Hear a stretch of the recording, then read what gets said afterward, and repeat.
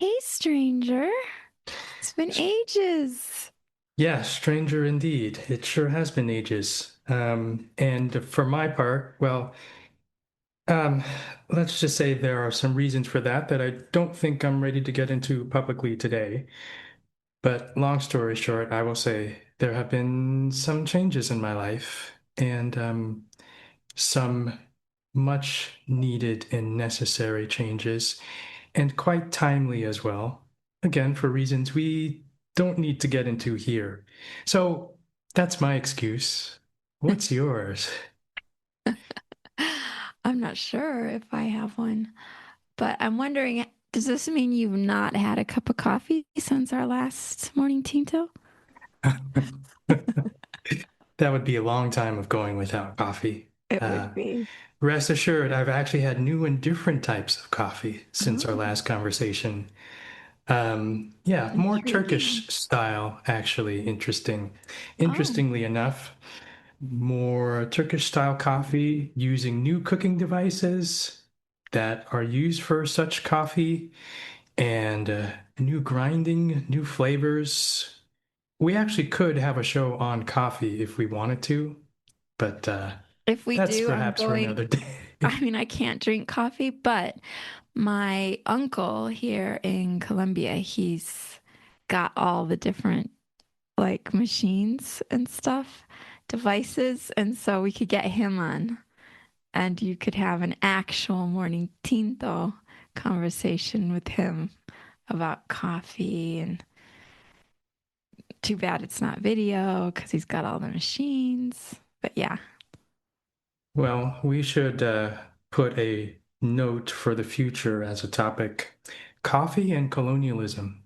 They're very Uh, relevant together. yeah. Yeah. That would be that would be a fit for the program, even though you don't True. drink coffee, but you sure can talk about it. And I So, love it. yeah. So here we are. Yeah, we're back. We're back. And oh my gosh, a lot of things have been happening in the world. In fact, it's near impossible to keep up like every day with such big news every single day. Um, and I think it was a week ago that Trump published a foreign policy strategy and how it relates to Latin America, Colombia, Venezuela, including that Latin America is for the United States, belongs to the United States. Um, Definitely, he's speaking out loud what has happened over centuries. But also, he talks about Europe, the European Union, and who the Trump administration is going to prop up, like patriotic groups, which is, very alarming.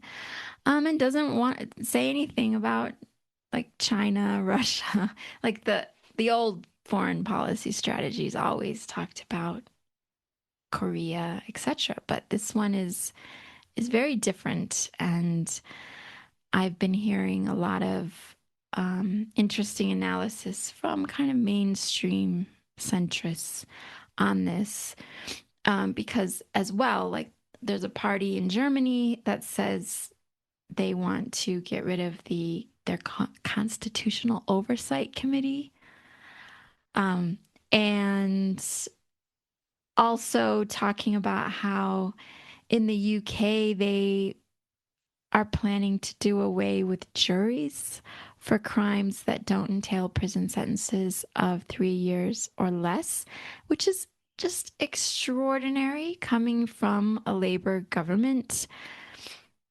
Just one of these basic things like in the US and the UK, you would expect to have juries of peers to, and not just the control of a judge. And we know that judges can be appointed politically, and it's just a mess.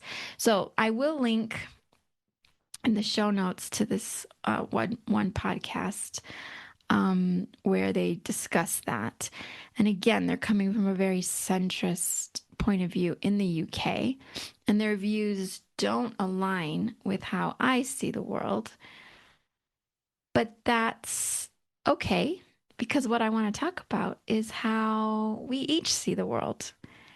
And I was very inspired by a Q&A that I watched, a recording of that Mickey Cashton put on last month about nonviolent communication. And in the course of that Q&A, she said, we each tell ourselves a story about the world, which are our assumptions.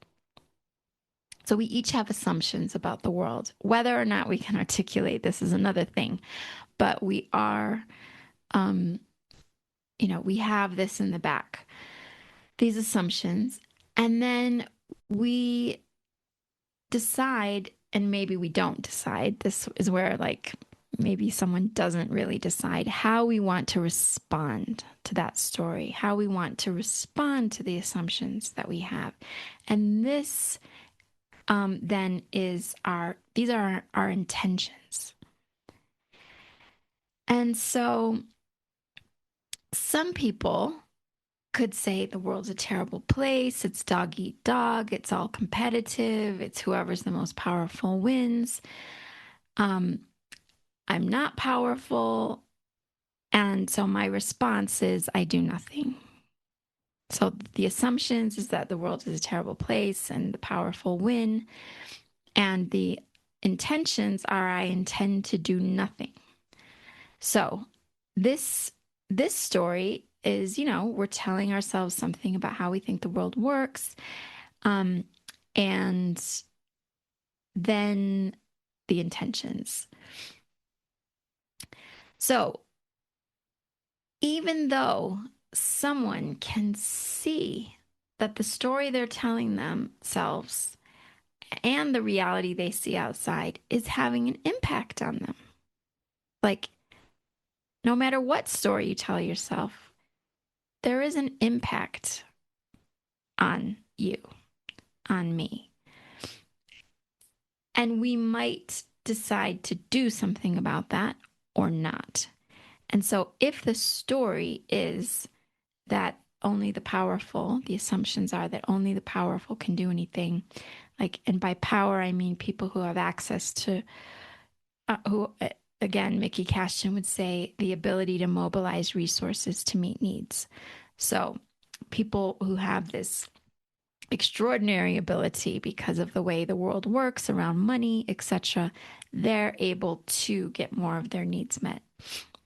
So one thing I think that's important here is even if that's the story you're telling yourself about the world and that you don't want to do anything about it, I think it's very actually powerful to name it, to say, this is the story I'm telling myself, and this is how I've chosen to respond to it. Because that allows you to have a responsibility towards what's going on, because it is a choice what story we tell ourselves and how we respond to it. And so taking that moment to name it is actually quite powerful, and it might lead you to want to change your response. And so that's where, like, naming it becomes actually a source of power. And we might tell ourselves that we're ignoring it and ignoring the impact, but our bodies can't ignore the impact. Even if intellectually we're like, I just watch TV, I don't do anything. It does affect our bodies, not least because of the impact that healthcare policies have on whether we can be healthy or not in our bodies. But it's also, mentally, emotionally, it can affect us. So if you were to ask me what story I tell myself about the world, it would be something like this. And it's adapted a bit from, like, what Mickey Cashton would say. It's that we as humans evolved in a communal way. And then external events happen, like climactic or galactic events, like big freezes or asteroids or something, which destroyed our ability to meet our physical needs for sustenance and safety. And as humans, we are vulnerable to suffering in this way and not having the tools in the moment to process what happened. And so we find ourselves like out of what Mickey Cashin would say, like the flow of life. So it leads to scarcity thinking. So there's not enough food because of this event that happened. And so it leads to separation because we're in competition with one another for the food, for the shelter, whatever. So we don't feel as connected to one another. And then because we are so isolated from one another, we feel powerless. And so the question then is, how do we want to respond to that story of how the world works? Well, we could say that, and I would say that I want to recover this communal living that we once had as humans. And that if we want to do that, if I want to do that, I will have to be intentional and deliberate when I go about it because the patterns of scarcity, separation, and powerlessness are so strong. They're everywhere in the culture, in our relationships, in our institutions, that it takes real deliberate practice to overcome that, like about money, about sharing things, about taking care of one another and not leaving that to the state. You know, like this really takes deliberate practice to switch our thinking. And of course, it all depends on where you've grown up, what culture you're from, your social positionality, all of that will tell you how much you've been exposed to the scarcity, separation, and powerlessness.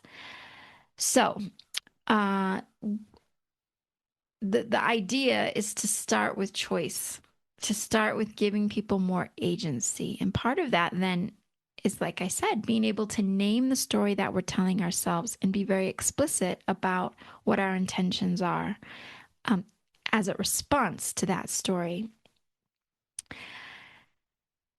And I think that, as Mickey Cashin would say, moving from choice means that we're being more deliberate and intentional, which means we are going to open ourselves up to being in connection with other people. And this will lead to us feeling more powerful. So it's like working backwards from what happened to us and recovering it so that we're more in the flow of life and not so much transactional. It's more about, oh, this beautiful planet has so much abundance. We're going to share it based on people's needs and all of that. So that's what I would say about the assumptions I'm making about the world and the intentions that I have for how to respond to it. I'm wondering how that lands with you because I am working on like a writing project right now, and I'm really curious about exploring these different ideas. Yeah, thank you for sharing that. And as I was listening to you, many, many things came to mind. But I think the first thing I might want to surface is it took me many years to go from, I'll just say, the younger me to the me of today who is able to practice telling the difference between events that occur in the world and the interpretation of those events that occur in the world. And I think it's useful at this point to re-raise for our audience my background, which is as a person of science, if you will, trained as an aeronautical engineer, trained as an environmental policy analyst, and no hate for the domain or those that teach it, but I will say I came out of my education believing that science and engineering gave the answer. And what I mean by that is if one were to do a certain set of calculations and perform a certain kind of analysis and maybe run a certain kind of computer program, you would get information about what to do in the world and how the world should be. And it took me a very long time to get from that perspective to the perspective I have today, which is there is a difference between facts and what we do about those facts. And this is what comes to mind when you talk about perspective, what perspective is, worldview, if you will, and more importantly, the fact, if you will, that we have the power to choose our perspective. And the journey from where I was, the younger me, to the me of today, who's able to, at the very least, have comfort with that, is a very long and arduous and winding journey that we don't need to get into now. But there's another piece that I want to bring into this, the piece of cosmology, or really what I should say is cosmologies, plural. Over the weekend, due to some reasons I don't need to get into right now, I was contemplating the book named Braiding Sweetgrass by Dr. Robin Wall Kimmerer. And at the beginning of this book, she talks about the origin story of the people she descends from, I believe the Potawatomi people in the so-called Americas. And the story begins with the story of Sky Woman who falls from a hole in the heavens and plummets toward the dark ocean, the ocean of Earth, and she's caught by a flock of geese. The geese lower her down onto a tiny piece of, oh, no, no, no. The geese lower her down onto the back of a turtle, and all the animals gather around her, and they realize, well, she's not a water person, she's a land person. So finally, a tiny little otter dives down as far as it's possible to do and gives its life to bring a tiny pawful of mud back to the surface. And with that one pawful of mud, she builds the land that we now call, at least in her people's world, the land called Turtle Island. And the message from that story, the message from the creation story that Dr. Kimmerer presents is this human being of the same rank, the same importance, the same priority as all the other creatures in that world. And to contrast that with the creation story of the Judeo and Christian writings that talk about man living ignorantly, peacefully in the Garden of Eden until one day they do what God said you're not supposed to do, which is eat from the tree of life.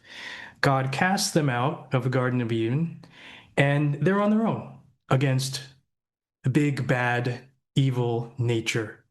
And it occurred to me, again through this story, the distinction between these two cosmologies, one presenting us people as integrated with every other creature, and another presenting man and nature as automatically separate and forever in conflict with each other. And this idea that in that kind of world, the thing we must do as people is to dominate, or else we will be destroyed.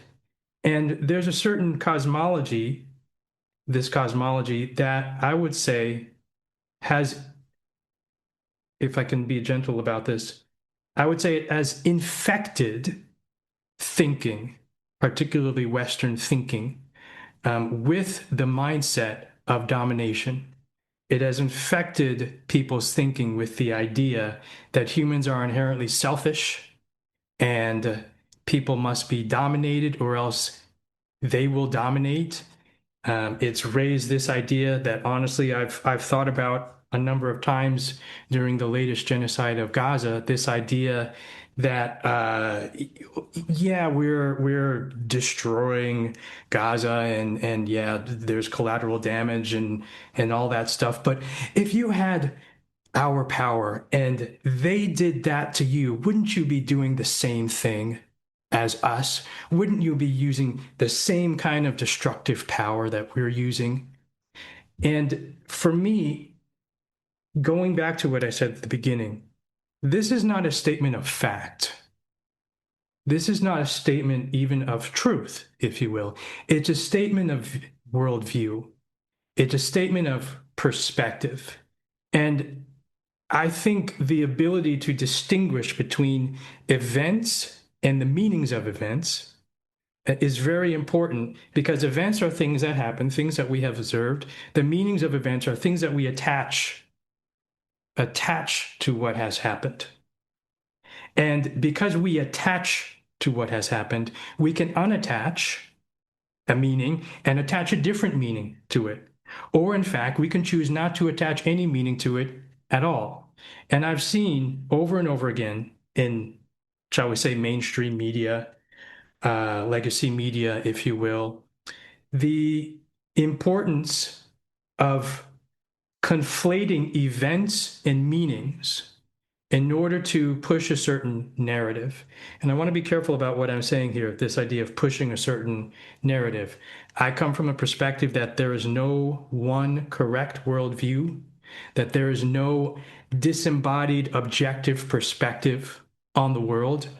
So when I talk about attaching or pushing a certain narrative, I would venture to say that all of us have narratives. And you're talking about story, you're using the word story. I would say that all of us have stories that we live into and often live into without thinking. And it takes a practice. It takes a practice to see that story is something that we create. Right? Story is something that we live into by choice. And that's not to say that changing our choices is easy. I'm not saying that it's easy to change our perspective. I might say that the power of perspective does require a certain amount of privilege in many different ways that we can get into, perhaps in the future. But I think for today's conversation, this idea of changing our worldview, this idea of changing our story, even sitting in our chair and not moving a muscle, we still have, I believe, with the note about privilege again, I believe we still have some level of power to change our perspective. And we can even say, if this idea of maybe the world is different than what I think it is, if that idea makes us uncomfortable, we could change the words around a little bit. We could say, what if the world were a little bit different? What if I were to look at the world from a different perspective? Right. So to take away this sort of this aspect where we're trying to figure out what is the world really, where I might say there's not such a thing as a one type of world or one way of looking at the world, but rather just saying, let us use our imagination for a moment and say, what if humans were not inherently selfish? What if we're inherently caring and loving? What if we're inherently integrated with all the creatures around and we're not actually separate from so-called nature? What if that were true? How would I act in the world? How would I move in the world? What if I don't have to inherently dominate over somebody lest I be dominated? How would I treat other people? Right? And how would I desire other people to treat me? And if indeed humans are inherently selfish, how do I interpret the events going on, let's say, in the United States of America? If indeed humans are inherently loving, how do I interpret what's happening? The same events interpreted from a different perspective. And of course, I'm not trying to surface answers right now. I couldn't really think of them off the top of my head. I certainly have my opinions and perspectives, but rather what I want our listeners to pick up on through my long ramble here is if we were to reflect on the things we see around us from different angles, the same events from different angles, what would we see? What would we learn about other people? And what would we learn about ourselves in terms of our power to choose, not just our physical actions, but even the way that we think? Yeah, thanks. That brings up the idea of useful beliefs. And this idea where, I mean, the assumptions are beliefs, aren't they? Since we can't prove, like the story that I told of my perspective, we can't prove that. And when people came back to Mickey Cashin and said, but how do you know, that it's true? She said something like, I like the choices I make when I have these assumptions. So, and I totally resonate with that. And I think there's, just saying like I like, it's like we're not even basing anything on fact in that sense other than the feeling that I get when I act as though those assumptions are correct is motivating. um I would say I like the outcomes, like when I make choices based on those assumptions, I like the way that people respond to me. I like seeing the way like other people's actions when they're responding to the world based on these assumptions as well. And so, in that sense, it's like, how are we acting in the world? It doesn't matter what your worldview is. If you're acting like, when I see people, I'm not Muslim, but when I see Muslims acting in the world that seem like they have similar assumptions that I do, and they're doing it because of their worldview that maybe I don't hold. Like, I see no problem with that. Like we can have lots of different worldviews, but they're resonant with one another in the sense that we and Christians as well, and lots of different worldviews, like an anarchist worldview, or all these different worldviews can lead to people responding to the world, acting in the world in a way that is resonant with how I would act in the world. So definitely we can have all these different perspectives, and just you naming some of it, you ended up saying like the golden rule, the Christian, like do unto others as you would have them do unto you. Like that's basically what you said as well. And so and of course we know that there are plenty of Christians who don't live that way. But and that's an interest, like the part of what my writing project is will be to look at these different stories that people tell themselves, like telling yourself you're a Christian. What story are you telling yourself where the golden rule doesn't actually apply to you? Like what is going on there? But I really like this framing of each book I'm reading, like what story is the author telling? What assumptions are they making? And what intentions do they have around their personal response or the kind of response they're advocating? I just think it feeds my logical brain to look at it this way. And it also, just like you said, when you were looking at what Israel is doing to Gaza, and you were thinking about the story that they tell themselves, like I think it's very useful exercise for us to be looking at different stories, because if we come to someone else's story or someone else's actions, and we make an assumption that they have the same assumptions we do, it can be maddening. I think liberals in the US, for example, can look at the way that Trump supporters or the Trump administration is doing things, and they just can't understand what is going on. Why are they doing this? But they have a story, and their story is power and domination. It's not just that, it's got a narrative. But I think everyone would do well to get their heads around that narrative, because the response might not fit.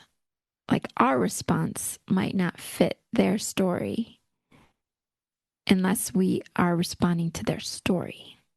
Like, we need to be very clear about what story they're telling themselves, and then that might help us decide how to respond. And the book by Natasha Leonard, Being Numerous, Living a Non-Fascist Life, is, that's, I think, tough for liberals to grapple with the idea that the correct response to their story, the story of fascists, is illiberal, is outside liberal institutions. And I think that is in conflict with the story that liberals tell themselves.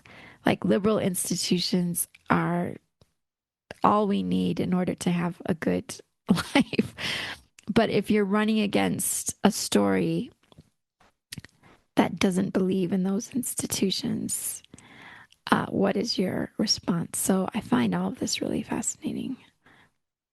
Yeah, and as you were talking, the thought came up to my mind again and again that you and I, and really for the benefit of our listeners today, you and I are specifically discussing actual events, actual things that have happened, along with the fact, I would say again, a fact that different people can look at the same events differently and get different meanings from it and different calls to action from those sets of events, the set of events, because of their different stories, their different worldviews. And that's really what I'm hearing from you as you describe, for instance, the thing that you just said, that not everybody believes in these types of institutions. And in some sense, that is a worldview. If liberal institutions, shall we say, are illegitimate, what do we want to do in the world? How do we wish to move? How do we wish to act? So I think as we conclude our recording today, the first recording in quite some time, there are many, many things that we could take.